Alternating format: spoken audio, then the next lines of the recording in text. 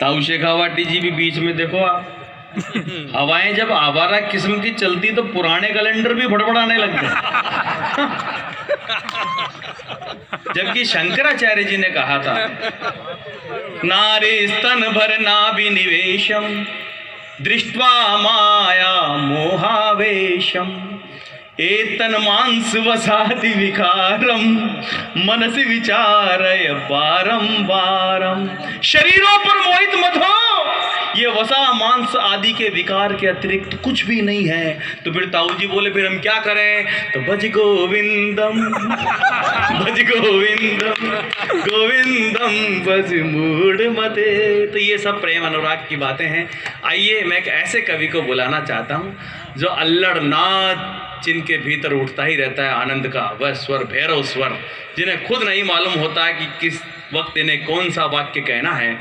माँ सरस्वती इन पर जो कृपा करती है उसी को वो कविता के रूप में प्रस्तुत कर देते हैं। कहते हैं कि वाक्यम रसात्मकम काव्यम, जिस वाक्य में रस भरा हुआ है उसी को कविता मानना चाहिए।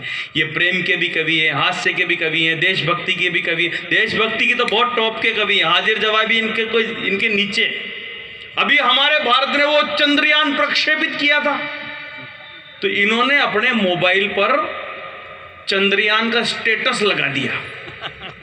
फिर किसी ने इनको इसरो की फुल फॉर्म पूछ ली, पर ये घबराए नहीं।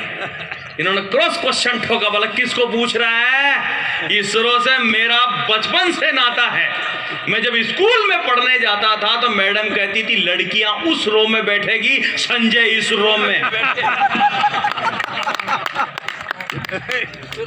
इनकी देशभक्ति भी बड़ी गजब की है नरेश भाई। केवल आप ही आप देशभक्त नहीं हो, ये भी टॉप के देशभक्त है। कुछ समय पहले आपने ध्यान हो, हमारे प्रधानमंत्री जी ने समंदर के किनारे पर अपनी कुर्सी लगाई थी तो एक देश डूब गया था, मालदीव।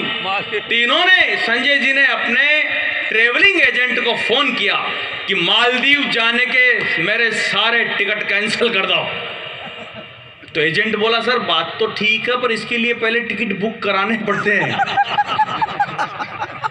जीवन की विसंगतियों में हास्य रस के जो अमृत तत्व होते हैं उन पर संजय जी की दृष्टि जाती है, तब वो उनको शब्दों में पिरो करके लाते हैं और आपके चेहरे पर मुस्कान का अनुष्ठान कर देते हैं।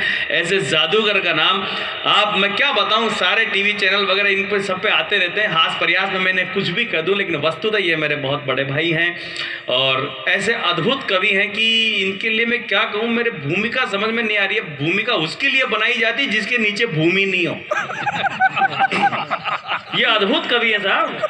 तो मैं आदरणीय संजय झाला जी को इस मुकाम पर हंसाने के लिए आपके बीच बुलाना चाहता हूं।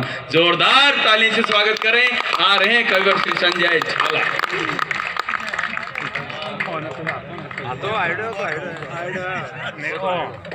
टीवी पे